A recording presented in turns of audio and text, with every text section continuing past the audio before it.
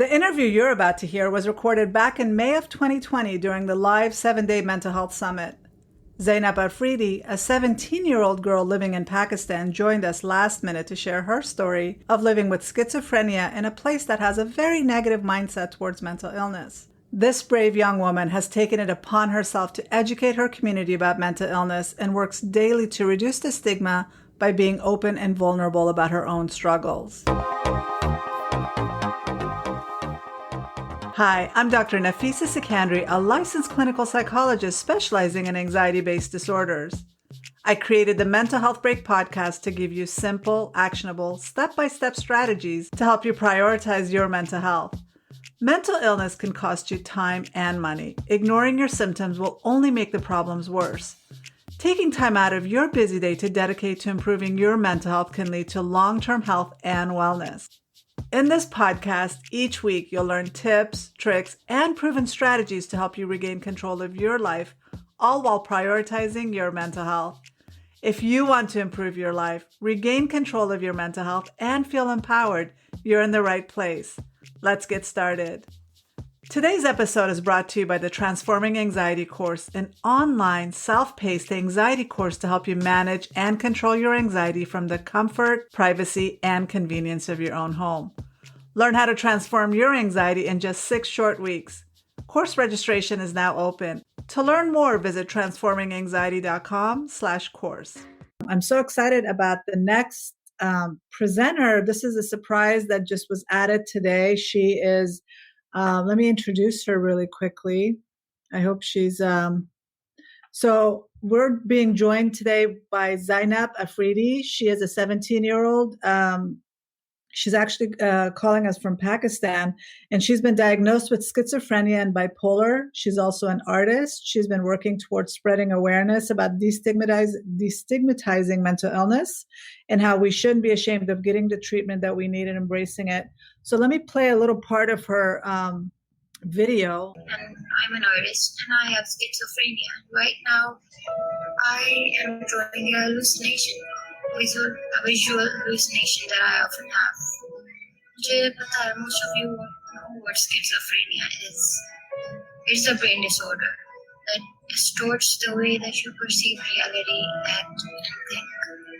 Its symptoms include hallucinations, delusions, false beliefs, disorganized thinking aids. Welcome, Zainab.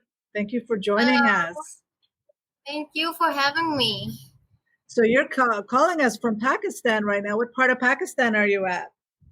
Sindh, Hyderabad. Okay. What's the situation in Pakistan about this whole virus? How are you guys dealing with it? It's really bad. Yeah. People are not sitting in their houses. They just want to go out. Oh, wow. That just makes it worse. Yeah, that's terrible. Thank you for volunteering to share your story. I know you were a surprise ad today, and I'm so excited that you're able to be with us. It's late over there right now. What time is it? Almost 11:30? It's 11:38 p.m. At night? Yeah.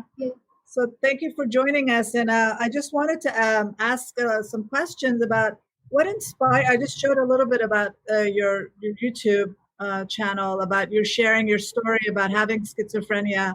We just had a conversation a couple of days ago about the huge stigma of mental illness within the Muslim community. And yet here you are in Pakistan sharing your story about schizophrenia and bipolar. Can you tell us a little bit about what inspired you to share your story? I just said that mental health and mental illnesses are really stigmatized out here in Pakistan because brown people don't believe in such things mostly. And so not everybody wants to speak up about it. Most people have mental illnesses, but they never speak up. And so when my parents, they were supportive of me, they got me proper treatment and all that. But I saw people who were below me, who were lower than me, and they were not getting the right treatment. They didn't want to talk about it to anyone because they thought everyone is gonna tag them as a psycho or a crazy person, so they didn't want to talk about it. So I think that inspired me. That made me feel like I am really privileged to have people like that around me that made me feel comfortable while talking about my experience and while talking about my disorders. And I thought that these last few months, I started to get real better. My medications started to suit me. So I started to get my mind in one place. So I realized that there are so many people who don't believe in mental health and how it's important to get help and right treatment. So there is so much awareness needed to destigmatize how we treat people. And so, yeah, that gave me inspiration on, okay, enough crying, Zainab. Now you have to stand up and do something for people who don't get the proper treatment and those who don't have the same or similar opportunities as you. So that's what pushed me. Wow. How old were you when you were diagnosed? You're so young. You're only 17 years old. How old were you when you were diagnosed? I've had it since forever, but it was diagnosed when I was 14. I remember seeing things from since I was like 3 to 4 years old. And I used to tell mom, hey, look at that man who's just standing there. And she wouldn't see anything. And she would be like, oh my God, you're just a kid. You just make, messing around, making fun. Nobody believed in me. But when I got a little older, like 14, 13, it got real bad. And then I just couldn't sleep. I got so bad insomnia that I really needed pills to sleep every day. If I didn't get them, I would stay up straight a week. Wow. So can you tell me what are some of the things that got bad for you that actually prompted you to go get help and for it to be a schizophrenia? I started to hallucinate so much that I always thought that I was on some type of drug or something. And so I demotivation, no motivation to start with the day. No, I didn't have any routine. I didn't want to get out of my bed. I didn't want to take care of myself. I didn't want to do my hair, and you know, no self hygiene. So that was really bad. And I started to stop my socializing.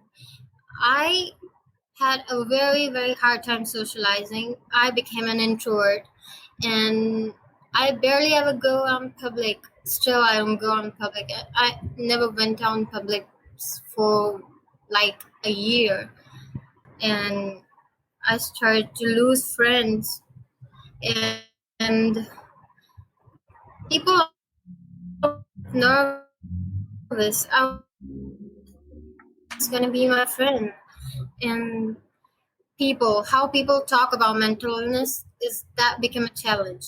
Many people said that maybe you're not close to God. Maybe your sins have risen up so much that God is punishing you or something. You're not And right. you're not praying and you're not close to God. Maybe you're not a good Muslim. So can Things you like that. yeah, that's unfortunate that that's part of our culture. But can you speak a little bit about the like a lot of people don't understand what schizophrenia is. You kind of mentioned it briefly in your YouTube video that the Yeah, but it disorganization. was in Urdu. So most people wouldn't have understood it. So yeah, schizophrenia is a mental disorder, an illness in which you don't know what's reality, you don't know what's not.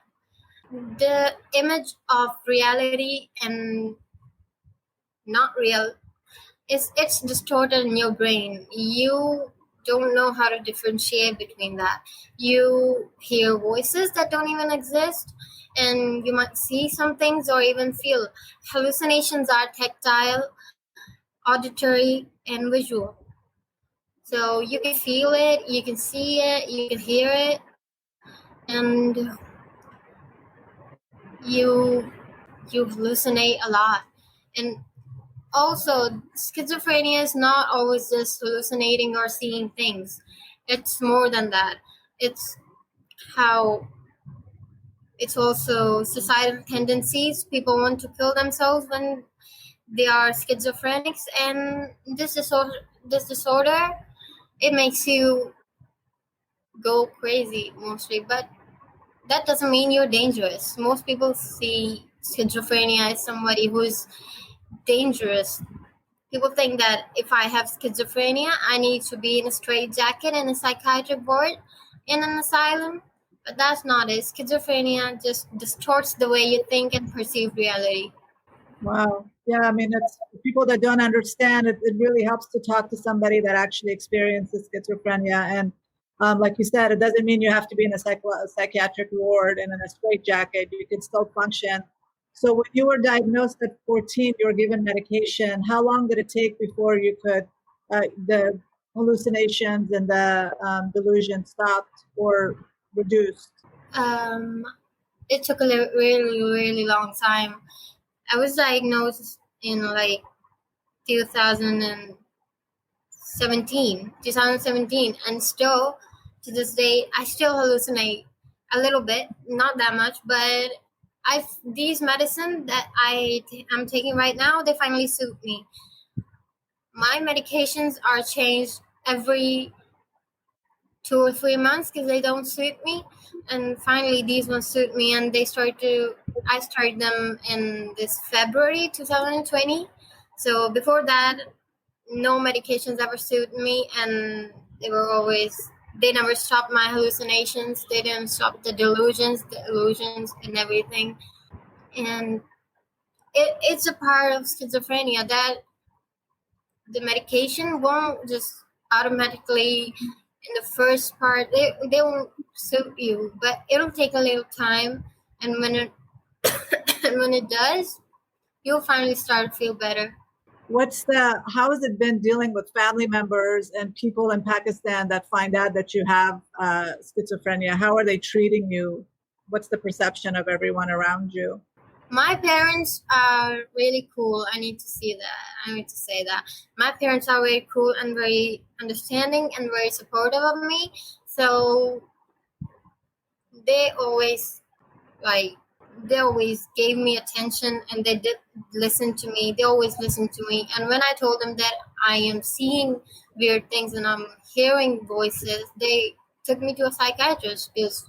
But other people, like relatives and all, they said maybe she's possessed or something. Take him to someone, an exorcism, and that things. But they never believed in them. Society right here in Pakistan, they are so full of fake beliefs. They have no education, like a little information about schizophrenia and mental illnesses. They think if you are behaving weird, if you hear something that's that other people don't, and if you see something that other people don't, you are possessed. You are just possessed, and there's nothing like mental illness. What are you talking about? There's nothing like mental illness. That's what we usually hear from people. But my parents are not like that. They supported me, and they took me to the doctor. I'm thankful for them for doing that. That's amazing because, like you said, a lot of people in Pakistan and India, Afghanistan, all those. I have a website called Mental Health for Muslims, and so we get a lot of readers from Pakistan, Afghanistan, and India that read our articles. And I know that the mental health support is lacking over there in those countries, and so a lot of people don't have the support. So I'm so glad that you were able to see somebody. But I do want to mention about our religion and culture does believe in possession. We do, and it's not just Muslims, it's also Christians and Jews that believe in possessions. And I'm hoping to talk about that on Thursday with the religious leaders. But we do believe in jinn possessions. We do believe that that can happen, but at the same time, there's mental illness as well. So I think it's easy for people to just assume that mental illness is always possessions, but there can be a difference, right? And I'm glad that your doctor and your family were able to separate that and understand that schizophrenia is different. But even with treating possessions, I try and teach people that yes, we do believe in that, and people do believe in possessions, but we should still treat it from a medical perspective first. because the patient might believe in dark magic and possessions, but we should still treat the medical aspect of it. Do you have any thoughts about that? Yeah, we shouldn't just say that you're possessed in the first place. If the medication is not working, so we can consider that. But a schizophrenic patient, they're already terrorized by the things they see and hear and the things they feel. And when somebody comes up to them and they tells them that, hey, you're possessed, there's a jinn living inside your body. So they are more terrorized, and that doesn't make them feel any better. That just makes it worse. So yeah, but just That's a really good point. And for people that don't understand what jinns are, it's like the equivalent of that would be a genie in the American culture. But jinns are in Islam and the Quran, they're mentioned that God has created jinns and that they're spirit beings that have the ability to go into a person's body and do possess them. So because we've had like even there are stories in the prophetic stories that we have, people do believe in that exists, but we also know scientifically and medically that mental illness exists. And for a lot of people that don't understand mental illness, it's very easy to just assume that it's a possession. And like I said, this isn't just Muslims that believe in possessions. I know there's a movie, The Exorcist, that's about the Catholic priest trying to get the dead demons out of the body. So it's not just Muslims that believe this. Christians and Jews also believe in possessions. But like you said, if somebody's already struggling with mental illness or schizophrenia and they're already terrorized and terrified by the hallucinations, they don't want to know that there's yet another thing that's inside of them, right? That's possessing and controlling them. I know that it must be really difficult for you, but how are you using your diagnosis and your illness to educate people now about destigmatizing mental illness and to just let them know that, yeah, schizophrenia can exist and I can still have a normal life? How are you using that through your art and your YouTube channel? I tried to get my life in track. I started doing things that made me feel better. I started painting, and I write songs, and I started to learn guitar and doing such things. Art in any form, it makes me feel better. And when I do it, I can show it to people that, see, I have schizophrenia and I am living a normal life, and I can talk to you like a normal person, and I can paint and I can make music like a normal person. So just don't stigmatize us as crazy patients. We can also have normal, fulfilling lives. Most people always think that schizophrenics cannot lead a full life. They think that we are always patients. We always need to be in a hospital, but that's not it. We get a treatment. Some people get their shots monthly or yearly. Some people take their pills daily. Doses depend on the severity of it, but we can surely have normal lives. We can live normal lives. Like I started my YouTube last week, and I made a video about it. How we should not stigmatize it, how we should understand it. Oh my god, my throat is so dry. I know schizophrenics that people have been diagnosed with schizophrenia. They have had it. They've got married. They have had kids. Is there a fear or a worry for you as far as moving forward? Like I said, you're so young. Your future is ahead of you. So, do you ever think about that, or your family? Given that you're in Pakistan, is that a concern for you regarding getting married and having kids moving forward? Yeah, people around me, they do pressurize me to just stop doing such things. Nobody's gonna marry you if they get to know that you're crazy or that you're mad. Getting married and starting a family, that's least of my concerns. You're not even focused on that right now, right? You're so young. Yeah. Okay. What would you say to people that have like family members that have a child that has been diagnosed with whether bipolar or schizophrenia or even depression or anxiety, or they might even be suicidal? What are some suggestions you'd make for them? You know, when children and young people or even old people, when do they think about suicide and hurting themselves? They start to think about self harm when there's nobody to talk about that. So please talk to your children, talk to your siblings, and whoever that is going through a mental illness. Just talk to them and just tell them that you're there for them and they're not a burden. Make them feel good.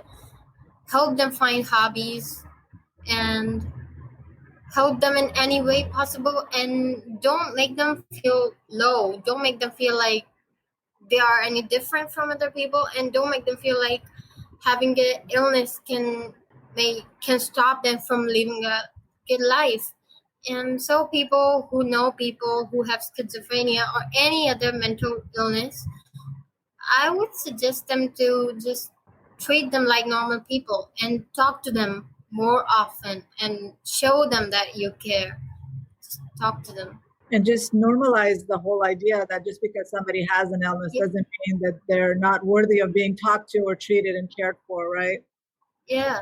Help them accept it and embrace it that they do have an illness. Like they do have an illness, and just tell them that it's normal. Humans can malfunction sometimes, and that's normal. Don't make them feel bad about it.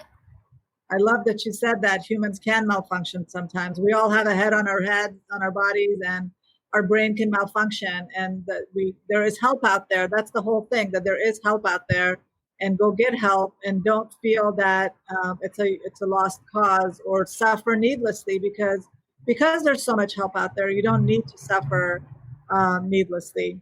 And so go where you need to get that help. One of the Facebook users is asking, when and how did you realize that you have this illness? So I've always had this illness, and I always talked about it that I see weird things and I hear weird voices, but nobody believed in me. But then it got really bad when I turned 14, and I had insomnia, so I just couldn't sleep. And I didn't sleep for like a week straight, and that made things very terrible for me. And I started to throw fits, and my parents were really concerned for me. I heard voices and I talked to them and I saw things, and I started to get scared of them. I tell my mom that, Mom, please save me. He's standing there. He's coming for me. And I hear voices. And so my parents helped me, and they took me to the doctor, psychiatrist, and they helped me. It was 3 years ago. I am so impressed by the proactiveness of your parents. So I'm so glad that you had parents like that helped you understand it. And for being 17, you're so mature and so wise beyond your years. I'm very impressed with your ability to communicate this and use your voice and use your experience to educate the community, either whether it's Pakistan or the whole rest of the world, educating them, because we need more people with mental illness to stand up and say, yes, I struggle with this, and this is how you can, I'm living a normal life.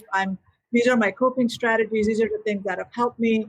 I think that's how we can end the stigma, by just talking about it and not being ashamed of it. Exactly. That's why I made that video on YouTube. First, my parents were like, if you want to help people, go help them in any way possible, but don't do that thing where you say that I have it, I have schizophrenia, I know what it feels like. Because people think that you are crazy, because people out there are just like that. We do believe in you, but other people won't. So I said, Mom, that's what I want to do. I want to normalize it. If not me, then who? Because I know what it feels like, and if I'm going to step up, if I'm going to take the first step, many people are going to follow me. Thank you. Wow. If not you, then who? Beautifully said. Thank you so much. We have a comment here. It says, I'm glad that you got help and you're open to your parents. I congratulate you on finding healing. That is, yeah, that's Thank so you. amazing. Your story is beautiful. I will share your YouTube link on the Facebook page. My goal also is to destigmatize mental illness and to talk about it and reduce the shame and get rid of the stigma so that we're all talking about it like we're as if we had a cold. Like we're not ashamed of having a cold. We're not ashamed of having the flu. But if we have anxiety or depression or schizophrenia, we hide and we're embarrassed to talk about it. And I hope that we're not embarrassed to talk about it and to reduce that stigma. Somebody said that you are so brave and beautiful. God bless you. And that's a Really? Am I beautiful? yes, you're beautiful and brave. So Yeah, I am brave. yes, Thank you. keep doing what you're doing. Your future is very bright, and I hope you continue to use your voice to educate the community, the country, and the world about overcoming mental illness. Let's see if we have. Oh, here's another comment. We need more youth to talk about these mental illness issues. Yes, so true. So you're doing a wonderful thing. Keep it up. Oh, more comments are coming up. Thank you. Yes, you are. You are. So thank you to everybody for your comments. And I will post her video on the Facebook page. So go ahead and follow her and share her video. And let's get you 1 million likes, okay? Oh, thank you. That'll be great. Okay. Well, thank you so much for joining us and being here. I am so proud to know you, and I'm so glad that you were brought to my attention this morning. And thank you for joining us and sharing your story. Thank you for having me here. It's an honor to be here right now. I never thought I'm going to be somewhere like this.